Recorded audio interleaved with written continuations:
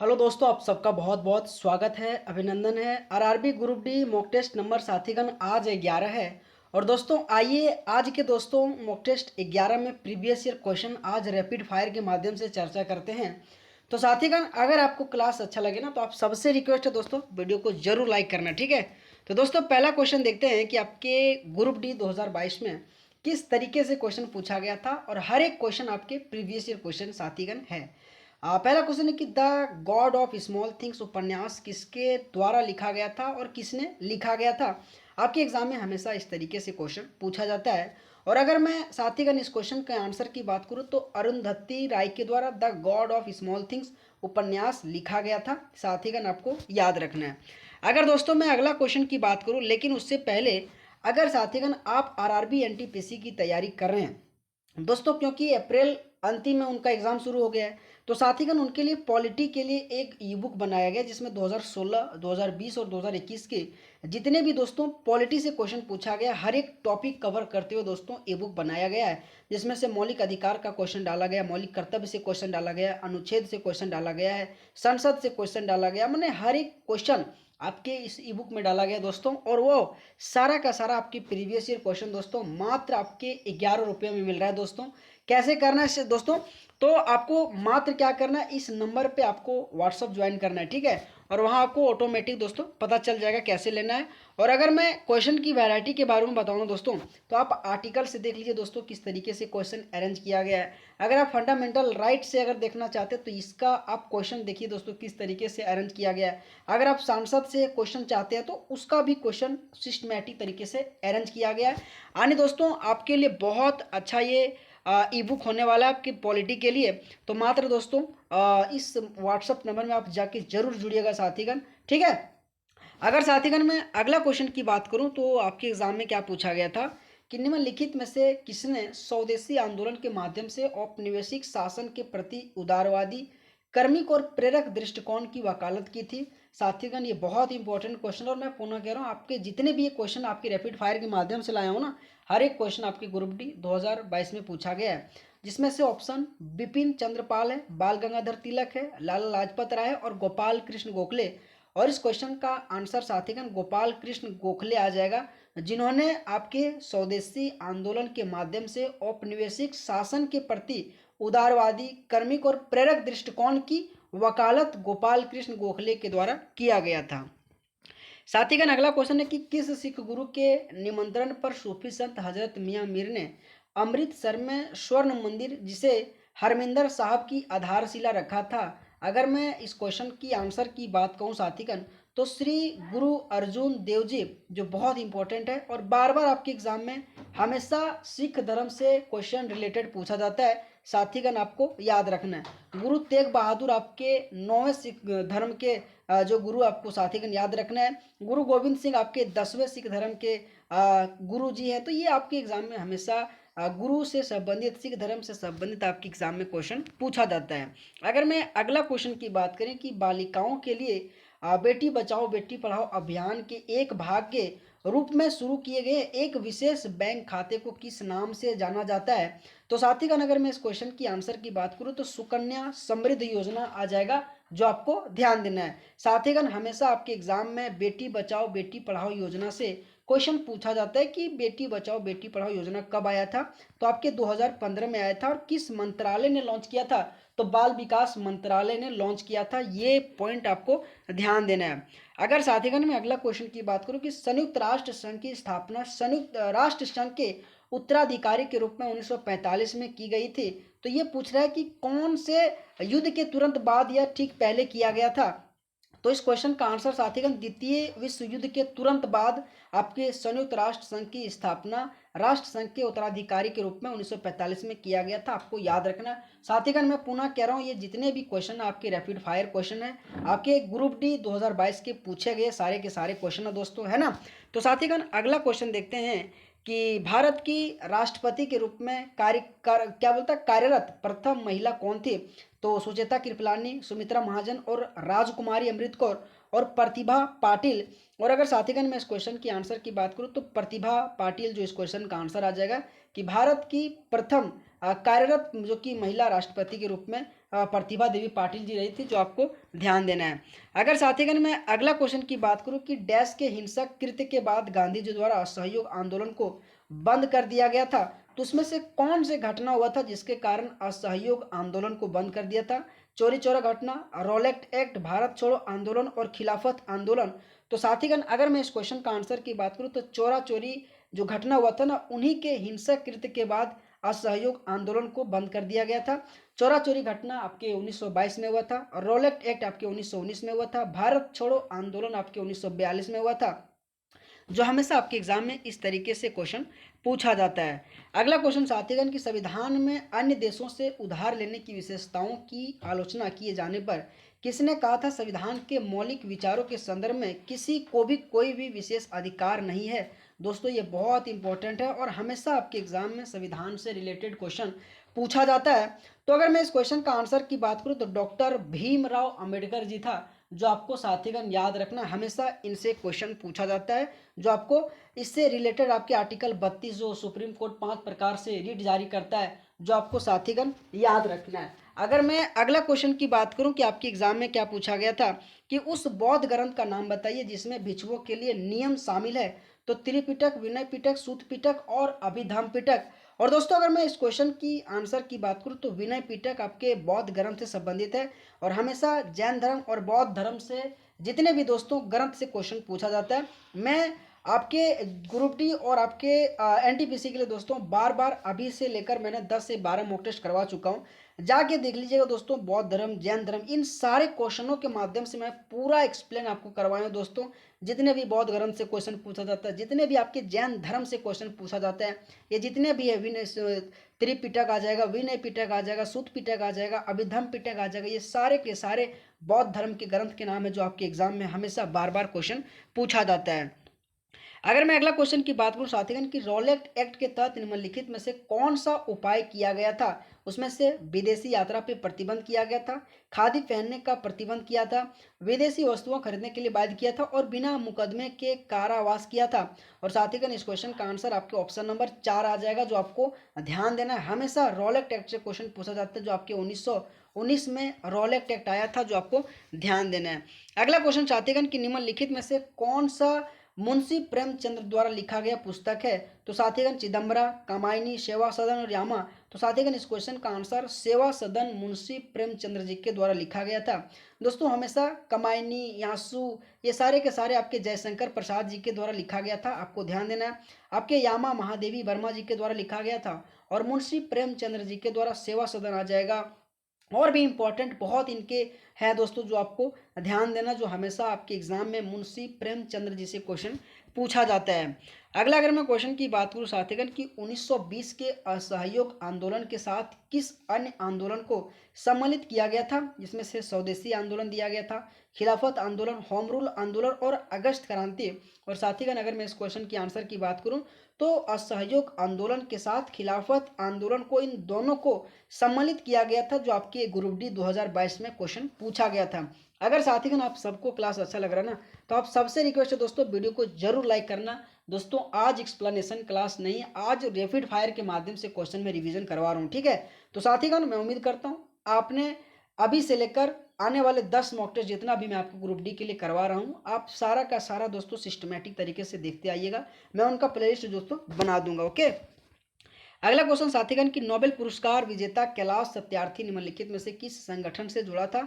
हमेशा नोबेल पुरस्कार से विजेता भारत के जितने भी व्यक्ति हैं उनसे रिलेटेड क्वेश्चन पूछा जाता है। उसमें से अगर कैलाश सत्यार्थी की बात करूं तो बचपन बचाओ आंदोलन से संबंधित था, जो आपके ग्रुप डी में हमेशा कैलाश सत्यार्थी से क्वेश्चन पूछा गया था। और ये भी बेसिकली साथीगण क्वेश्चन आपके एग्जाम में पूछा गया था। अगर मैं अगला क्वेश्चन की बात करूं कि भारतीय रेलवे के हाल ही में जोड़े गए 17वें जोन का नाम बताइए। आपके एग्जाम में दोस्तों हमेशा जितने भी 18 जोन है उनसे रिलेटेड क्वेश्चन पूछा जाता है। अभी 18 से भी बढ़ चुका है, ठीक है दोस्तों? तो उसमें से हमेशा आपके एग्जाम में जोन से रिलेटेड, आपके मुख्यालय से रिलेटेड जितने भी क्वेश्चन है आपके एग्जाम में पूछा जाता है। अगर मैं इस क्वेश्चन का आंसर की बात कहूँ साथीगण, तो आपके कोलकाता मेट्रो आ जाएगा, जो आपको साथीगण याद रखना, आपके एग्जाम में हमेशा क्वेश्चन कलकत्ता मेट्रो से पूछा जाता है। अगला क्वेश्चन है कि सबसे कम उम्र के यूनिसेफ सद्भावना राजदूत का नाम बताइए। मिली बॉबी ब्राउन, लिली सिंह और लियोनेल मेसी और प्रियंका चोपड़ा। साथीगण इस क्वेश्चन का आंसर आपके मिली बॉबी ब्राउन, जो सबसे कम उम्र के यूनिसेफ सद्भावना राजदूत के रूप में नाम है, जो आपके एग्जाम में हमेशा ये क्वेश्चन बार बार पूछा जाता है।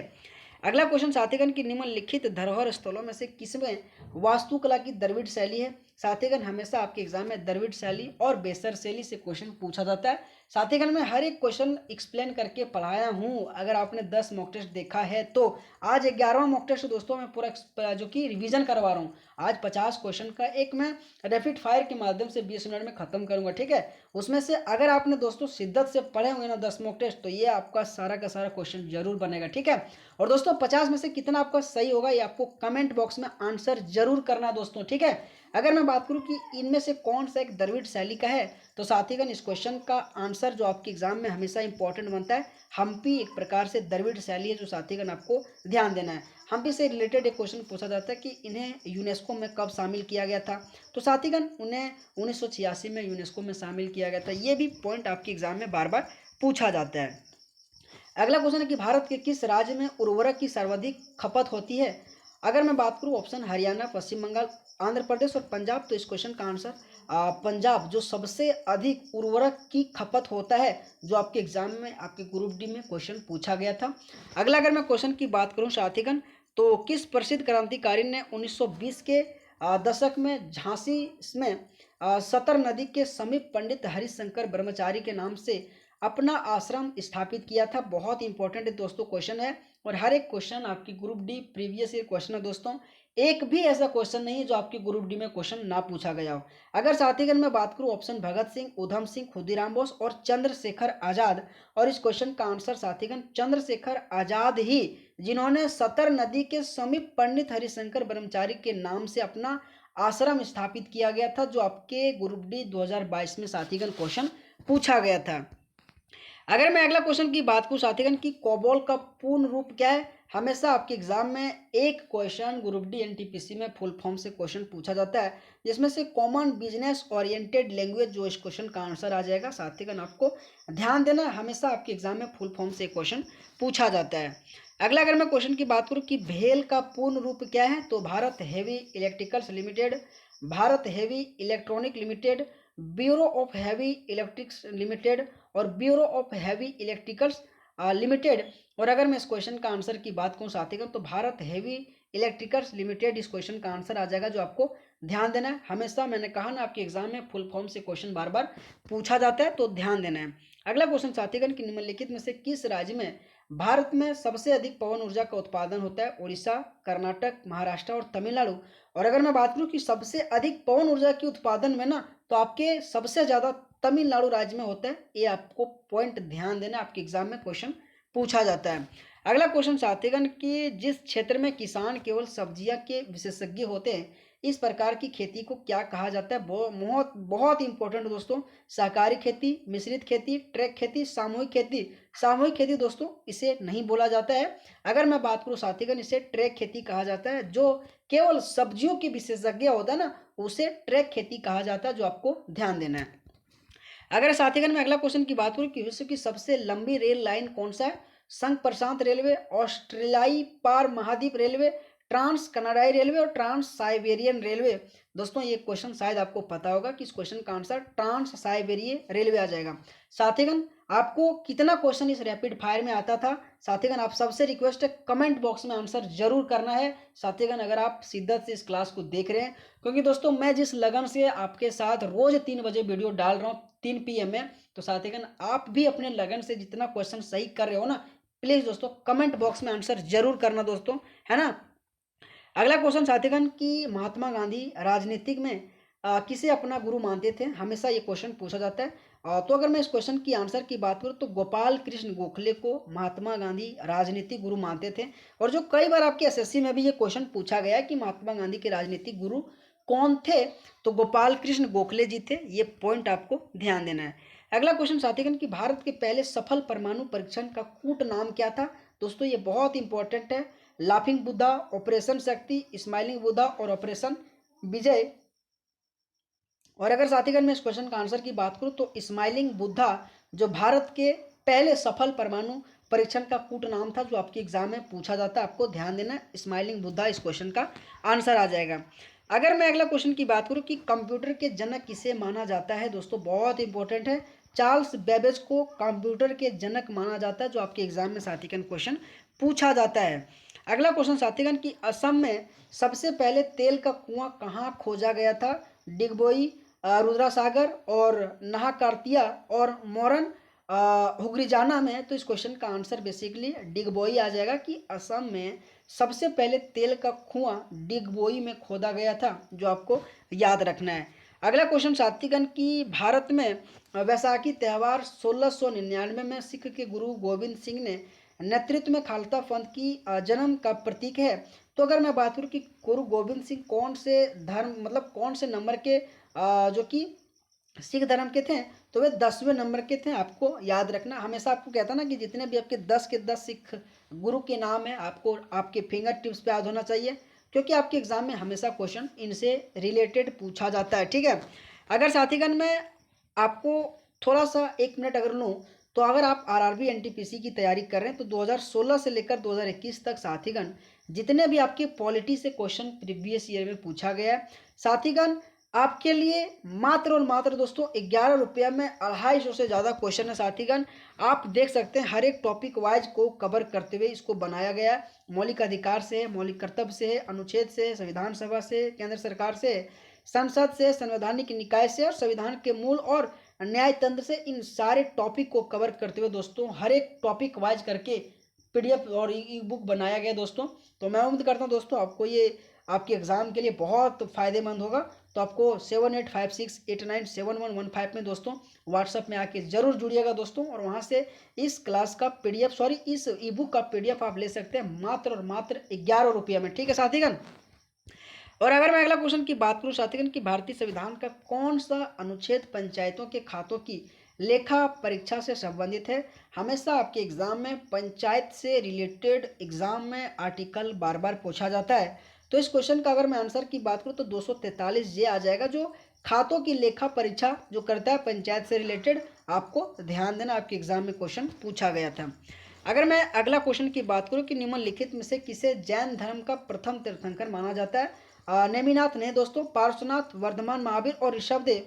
और सबसे अगर मैं प्रथम तीर्थंकर की बात करूं तो ऋषभदेव आ जाएगा। महावीर स्वामी आपके 24वें तीर्थंकर आ जाएगा। साथीगण आपको नेमिनाथ का बताना है कि कौन से तीर्थंकरों में से जाना जाता है नेमिनाथ को। अगर आपने मेरे प्रीवियस ईयर क्लास देखे होंगे साथीगण, तो आपको नेमिनाथ, पार्श्वनाथ, ये सारे के सारे दोस्तों मैंने एक्सप्लेन करके पढ़ाया दोस्तों। ठीक है।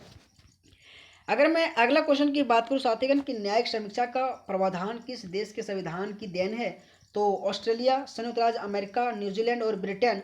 और साथीगण अगर मैं इस क्वेश्चन की आंसर की बात करूं तो न्यायिक समीक्षा आपके संयुक्त राज्य अमेरिका के द्वारा लाया गया था, और इसमें एक इम्पॉर्टेंट राष्ट्रपति के महाभियोग की प्रक्रिया अमेरिका के संविधान से लाया गया।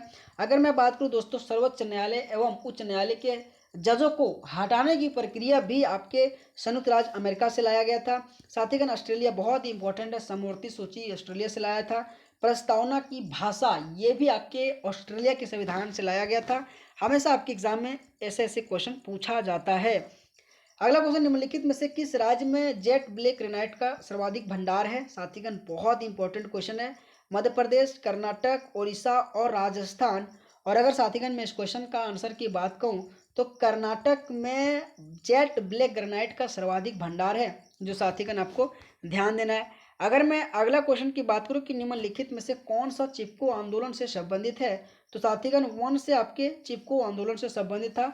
जो हमेशा क्वेश्चन पूछा जाता है कि चिपको आंदोलन के शुरुआत किसने किया था?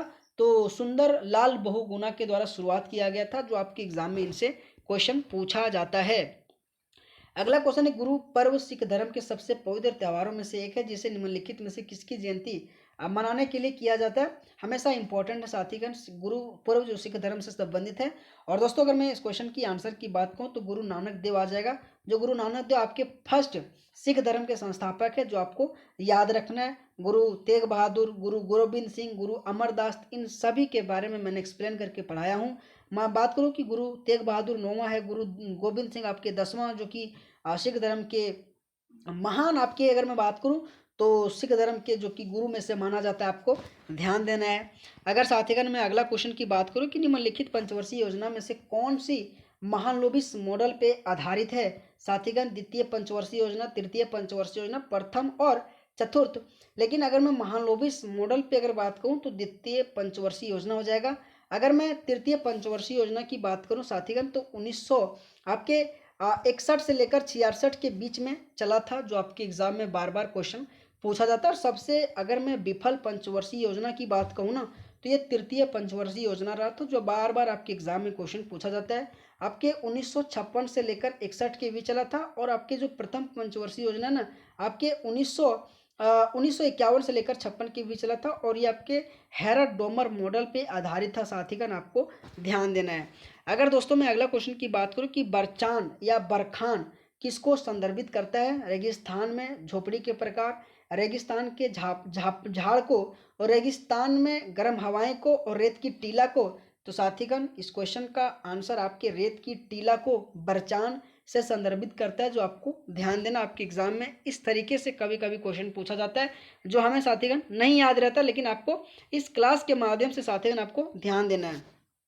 अगला क्वेश्चन 1955 में पारित ग्राम और लघु स्तरीय उद्योग समिति, जिसने ग्रामीण विकास को बढ़ावा देने के लिए लघु स्तरीय उद्योग का उपयोग करने की संभावना पर ध्यान दिया, जो किस रूप से जाना जाता है? कोठरी समिति, आबिद हुसैन समिति, नायक समिति और कॉरवे समिति। साथीगण अगर मैं इस क्वेश्चन की आंसर की बात करूं तो कॉरवे समिति इस क्वेश्चन का आंसर आ जाएगा। अगर साथीगण मैं बात कहूँ ना कोठरी समिति, आबिद हुसैन समिति, नायक समिति, इनका दोस्तों आपको कमेंट बॉक्स में आंसर करना है कि इनका स्थापना कब हुआ था, क्योंकि दोस्तों मैंने हर एक क्वेश्चन को एक्सप्लेन करके आपको पढ़ाए हैं दोस्तों। और आज 11 मॉक टेस्ट है ना, तो मैं पूरा रिवीजन करवा रहा हूँ दोस्तों, 50 क्वेश्चन छांट के आपके एग्जाम के लिए, ठीक है। अगला क्वेश्चन साथीगण के निम्नलिखित में से किस राज्य में हम ग्रीष्म ऋतु में स्थानीय हवा लू देख सकते हैं? तो साथीगण लू की बात करूँ तो आपके भारत के राजस्थान में आप देख सकते हैं। बेसिकली ग्रीष्म ऋतु के स्थानीय हवा में आप लू आप राजस्थान राज्य में देख सकते हैं, जो आपके एग्जाम में हमेशा राजस्थान से क्वेश्चन पूछा जाता है। अगला क्वेश्चन है कि भारतीय रिजर्व बैंक के अनुसार निम्नलिखित में से भारत में विदेशी बैंक कौन सा है? यस बैंक लिमिटेड दोस्तों ये भारत का है। सोनाली बैंक लिमिटेड साथीगण यही विदेशी का है, जो आपके एग्जाम में क्वेश्चन कभी कभी पूछा जाता है। और हमेशा आरबीआई से क्वेश्चन पूछा जाता है कि 1934 में इनका एक्ट आया था, 1935 में इसकी स्थापना हुआ था, और 1949 में इसकी राष्ट्रीयकरण हुआ था, जो आपके एग्जाम में बार बार क्वेश्चन हमेशा आरबीआई से पूछा जाता है। आरबीआई के मौद्रिक नीति से क्वेश्चन पूछा जाता है, आपको ध्यान देना है। अगला क्वेश्चन, राष्ट्रपति आंग्ल भारतीय समुदाय में से अधिक सदस्यों को नामित नहीं कर सकते हैं यदि उन्हें लगता है कि उक्त समुदाय को लोगों को सदन में पर्याप्त प्रतिनिधित्व नहीं है। तो उसमें से कितने लोगों को आप जो कि प्रतिनिधित्व नहीं करता है? तो अगर मैं इस क्वेश्चन की आंसर की बात करूं तो दो जो बहुत इंपॉर्टेंट है, हमेशा राष्ट्रपति के आंग्ल भारतीय समुदाय से क्वेश्चन बार बार पूछा जाता है। अगला क्वेश्चन, साथीगण की निम्नलिखित में से कौन भारत में स्थानीय सरकार का एक प्रकार से हिस्सा नहीं है? तो ग्राम पंचायत, जिला परिषद, विकास प्राधिकरण और नगर पालिका। और दोस्तों अगर मैं इस क्वेश्चन की आंसर की बात करूं तो विकास प्राधिकरण एक प्रकार से भारत के स्थानीय सरकार का हिस्सा नहीं है। ग्राम पंचायत आर्टिकल 40 में हमारे संविधान में जिक्र किया गया है, जो आपको याद रखना है, हमेशा ग्राम पंचायत से रिलेटेड क्वेश्चन पूछा जाता है।